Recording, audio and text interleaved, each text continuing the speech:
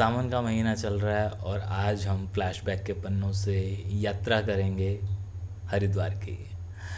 कभी मैं भी कावड़ लाया था, लेकिन इस तरह नहीं जो आजकल हो रहा है या आजकल हम देख रहे हैं। क्योंकि मेरे वाला वो दौर था जब सन था 94 के आसपास का, और माहौल कुछ इतना पाक, इतना पवित्र, इतना स्वच्छ था कि ये जो चीज़ें हैं ना, उन्हीं को देख के मुझे आज फ्लैशबैक के पन्नों में जाना पड़ रहा है। हम जब गए थे और हम जब आए थे, दोनों दास्तानें सुनाता हूँ छोटी छोटी। हम यानी कि कुछ मित्र हाँसी से इकट्ठे हुए और चल पड़े परिवार की इजाज़त लेकर, और चंद रुपए लेकर हरिद्वार पहुंच गए। जो भी वहाँ जिस तरह से भी वहाँ वो सारी क्रियाएं होती हैं, वो सारी चीज़ें करने के बाद हम नीलकंठ भी चढ़े थे। लेकिन उसके बाद आज तक मुझे नीलकंठ का वो वाला मंज़र दिखाई नहीं दिया कि हाँ जी ऊपर इतनी फॉग हो, इन दिनों में भी। कि हम जब चल रहे थे तो ऐसे था बादलों में चल रहे हैं। अब आप जानता हूँ बहुत सारे लोग कावड़ तो नहीं लाए होंगे, लेकिन हरिद्वार और नीलकंठ ज़रूर गए होंगे, इसलिए फ्लैशबैक के पन्नों से अपने आप को जोड़ लीजिएगा, नहीं तो कृपया करके मुझे सुन लीजिएगा। तो हम लोग चले थे और यात्रा वापसी की मेन मुद्दा वही है, मेन कहानी वही है।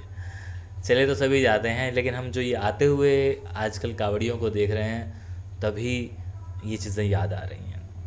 हमने चलना शुरू किया और हम लोग तय कर चुके थे कि हम लोग दिन में हम ना के बराबर यात्रा करेंगे, दिन में हम लोग विश्राम करेंगे और रात को जम के चलेंगे। और हमारा जो ग्रुप था, अच्छा कमाल की बात यह है कि उन दिनों ना शोर शराबा उतना नहीं था, उतना क्या शायद 10% था। उन दिनों इस तरह के भजन या गाने नहीं बजते थे, और जो बजते थे वो सिर्फ टी सीरीज़ के ही वो चुनिंदा भगवान शिव के वो भजन थे, वही बजते थे और हर जगह वही बजते थे। लेकिन इतना लाउड बिल्कुल नहीं था, क्योंकि तब इस तरह से ये डीजे का ज़माना भी नहीं था। कमाल की बात जो सबसे थी वो थी कि जो हमें रास्ते में शिविर मिलते थे, वहाँ पर बहुत स्वच्छ वातावरण था।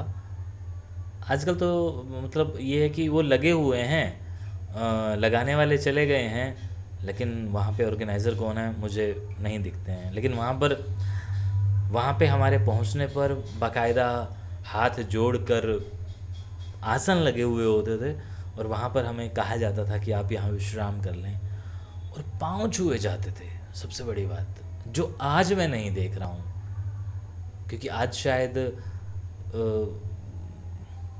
एक पर्दा गिर चुका है, उसे हम लोगों ने गिराया है। तब वो पर्दा ही नहीं था, जो कुछ था सब ओपन था, और वहाँ पर शुद्ध स्वच्छ शाकाहारी भोजन मिलता था, फल फ्रूट मिलते थे।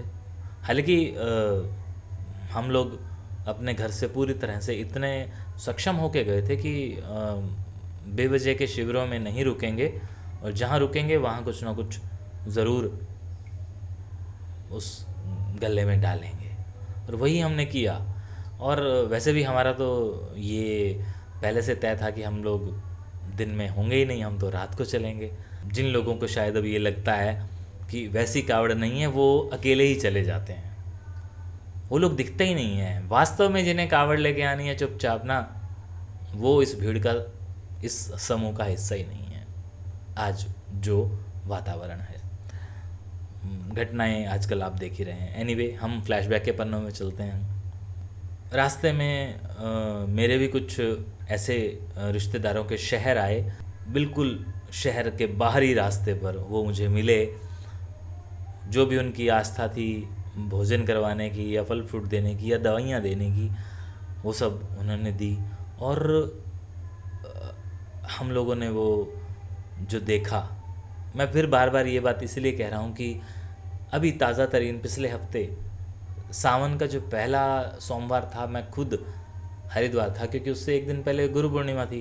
तो मैं परिवार सहित हरिद्वार था, और हरिद्वार में मैंने जो मंज़र देखा वो वाकई में नाकाबिले बर्दाश्त था। और उसके बाद रास्ते में भी देखा, वो भी हल्की इस पर शायद उस तरह से टिप्पणियाँ ना की जाएं, हर किसी की आस्था है, लेकिन क्योंकि मैं इसका एक हिस्सा रहा हूँ तो मुझे वो दौर याद है। और ज़्यादा कहाँ है, मतलब 24 और 6 30 साल पुरानी बात कर रहा हूँ मैं। और 30 साल पहले जो लोग लाए होंगे वो मेरी बात में हामी ज़रूर भरेंगे, और उसके बाद 2000 तक के भी लोग शायद हामी भरेंगे। उसके बाद शायद माहौल कुछ बदलने लगा है, और 2010 के बाद तो कुछ माहौल और ज़्यादा बदल गया है, जब से अलग अलग तरह के वो गाने आने लगे हैं जिन गानों के अंदर भक्ति तो होती ही नहीं है, आस्था तो होती ही नहीं है, और शब्दों के साथ जिस तरह से खिलवाड़ किया जाता है, या उन वीडियोस को देख के लगता ही नहीं है कि ये इस प्रयोजन से बनाए हुए गाने हैं। एनीवे, हम अपने शहर के गेट पर आ जाते हैं, यानी कि सबसे पहला जो हमारा शहर का मंदिर आता है वो आता है काली देवी मंदिर। हम लोग वहाँ रुकते हैं। वहाँ रुकने के बाद, क्योंकि अभी शिवरात्रि में शायद 1 दिन या 2 दिन थे, वहाँ रुकने के बाद परिवार वाले मिलने आते हैं। फिर उसके बाद हम लोग वहाँ विश्राम करने के बाद मतलब वहाँ से निकलते हैं और शहर की तरफ बढ़ते हैं, अपने घरों की तरफ बढ़ते हैं। और तब आलम ये होता था कि जब आप शहर में प्रवेश करते हैं या शहर के नज़दीक पहुँचते हैं ना, तब लोग दूर दूर से, पहले तो आपके घर से या आपके मोहल्ले से 8-10 किलोमीटर दूर व्यक्ति आता है, क्योंकि तब मोबाइल फ़ोन्स नहीं थे। हमें हमेशा बताना पड़ता था कि हम यहाँ पहुँच चुके हैं और अब हम यहाँ से निकलेंगे, अभी हमने इतना सफ़र तय करना है। और हमारे घर तब फ़ोन नहीं था, तो हम लोग, हमारी गली में ही फ़ोन नहीं था। हमारी गली के साथ वाली गली के अंदर, वो भी मेहता साहब थे, उनके यहाँ पे फ़ोन था, और ट्रांसपोर्ट वाले, तो उनके यहाँ पे ये संदेशा दिया जाता था, वो संदेशा पहुँच जाता था, या फिर बता दिया जाता था कि इस वक्त मैं दोबारा फ़ोन करूँगा तो बात करवा दीजिएगा। और मैं वो पल याद करके अंदर से भीग रहा हूँ, क्योंकि मैं वास्तव में उसको जिया है मैंने, उस पल को।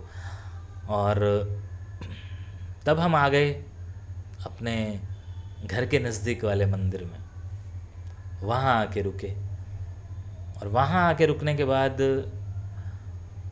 शायद जितने जानने वाले लोग थे सब मिलने आए थे, और उनके दिल में इतनी आस्था थी, पता नहीं उन्हें क्या लगता था कि वास्तव में हम भगवान से मिल के आए हैं। इसीलिए हमें छूकर, हमें देखकर वो सर झुकाते थे, खुद को, मतलब उनको ये लगता था कि हाँ, हमने भगवान को पा लिया, जी लिया। और उस टाइम शायद मैं ये सारी चीज़ें जो आज कह रहा हूँ मैं महसूस नहीं कर पाया था, लेकिन जब जब मैंने वो चीज़ें बदलती देखी ना, तब मुझे लगा कि हाँ, वो पाक पवित्र सच्चे सुच्चे लोग और उनकी आस्था अब वो नहीं है। और फिर हम इस तरह से नहीं घूमते थे जिस तरह से अभी बाइकों पे और शोर शराबे के साथ शहर में आने के बाद आप शहर के ही, हम तो बस चुपचाप उस मंदिर के बरामदे में, मुझे अच्छे से याद है, राधे श्याम मंदिर सुभाष नगर वाला,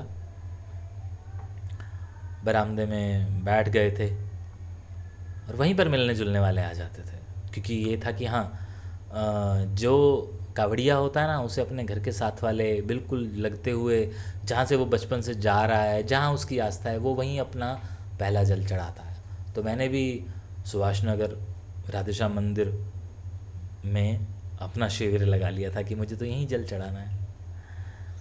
और तब लकड़ी की कावड़ होती थी, और वो कावड़ जल चढ़ाने के बाद वो कावड़ मंदिर के ऊपर कहीं चढ़ा दी जाती थी, टांग दी जाती थी, आपको शायद याद होगा। और ये मंज़र हमने भी देखा था, क्योंकि साल के बाद साल तक वो टंगी रहती थी, और ज़्यादा नहीं होती थी, बहुत कम होती थी, बहुत ही कम लोग जाया करते थे। अच्छा, ये जोड़ा लाना होता है, ये शायद आप लोग जानते होंगे। और फिर आती है शिवरात्रि, और शिवरात्रि से पहले होता है रात को जागरण। आज भी होता है, लेकिन हमारे वक्त वाला वैसा नहीं। तब भी शहर के अंदर जो जागरण हुआ, मुझे अच्छे से याद है। हिसार से एक ग्रुप आया था, ऑर्केस्ट्रा ग्रुप, और गाने वाले हमारे हाँसी के ही कुछ लोग थे। अच्छा, गाने वालों में मैं भी था। कारण ये कि मैं उस दौर में एक कमर्शियल सिंगर था, मैं पैसे लेता था गाने के, या मुझे लोग गाना गाने के पैसे देते थे। क्योंकि अगर आप मेरा रामलीला वाला वीडियो देख चुके हैं तो आप जानते होंगे कि मैं एक प्रोफेशनल आर्टिस्ट भी रहा हूँ, जो कि अभी भी हूँ। तो उन दिनों एक बहुत पॉपुलर गाना आया था, संयोनी चैनिक पल नहीं। उस पर हरीश नांगरू ने एक भेंट लिखी थी, शंकर जी की भजन लिखा था, भेंट माता की। तो वो जो शंकर जी का भजन था, वो मैंने गाया था। और मेरा जो सहमित्र था प्रवीण, अभी भी है, तो उसने मुझे पुश किया था कि केशव ये वाला तू गाएगा, ये वाला तू गाएगा। और मैंने गाया था, और बहुत अप्रिशिएशंस मिली थी हमेशा की तरह। और लेकिन वो शोर शराबा नहीं था। मैं आज जो चीज़ें, आज बिल्कुल अभी वीडियो बनाते हुए भी याद कर रहा हूँ कि अभी 2 घंटा पहले जो मैंने शहर का मंज़र देखा कि बाइकों के सलेंसर जान करके डैमेज किए हैं आवाज़ें करने के लिए, और कान फाड़ने वाला डीजे वाला वो संगीत, और जिसमें शब्द समझ ही नहीं आते हैं। और उस दौर में सिर्फ गिने चुने वो बजते थे, जैसे मैंने पहले बताया। तो हालांकि ये मैं फ्लैशबैक के पन्नों में नहीं जाता इस सब्जेक्ट के साथ, लेकिन मुझे लगा कि नहीं, 2 दिन ही तो रहते हैं, शिवरात्रि को, कावड़ के दिन को, तो आज मैं इसे आज एडिट करके लेट नाइट तक भले इसे डाल दूँ। कोई देखे या ना देखे, मुझे इससे मतलब नहीं है। मैं बस ये बताना चाह रहा था कि मेरे वक्त में कावड़ कैसी थी और आज कावड़ कैसी है। अगर कोई मुझसे आज पूछे कि केशव क्या तुम दोबारा जाओगे कावड़ लेने, तो मैं कहूँगा कि हाँ, मैं जाऊँगा, लेकिन मैं इस तरह से नहीं जाऊँगा चुपचाप अकेले जाऊँगा। उस दौर में ये जो डाक कावड़ होती है वो भी ऐसे नहीं लाई जाती थी। और हम तो साइकिल वाले बंदे भी हैं, हम तो साइकिल पे भी अभी भी खैर साइकिल पे होंगे, बट उस टाइम साइकिल वाली बड़ी वो मानी जाती थी, जैसे आज बाइकों पे या गाड़ियों पे मानी जाती है।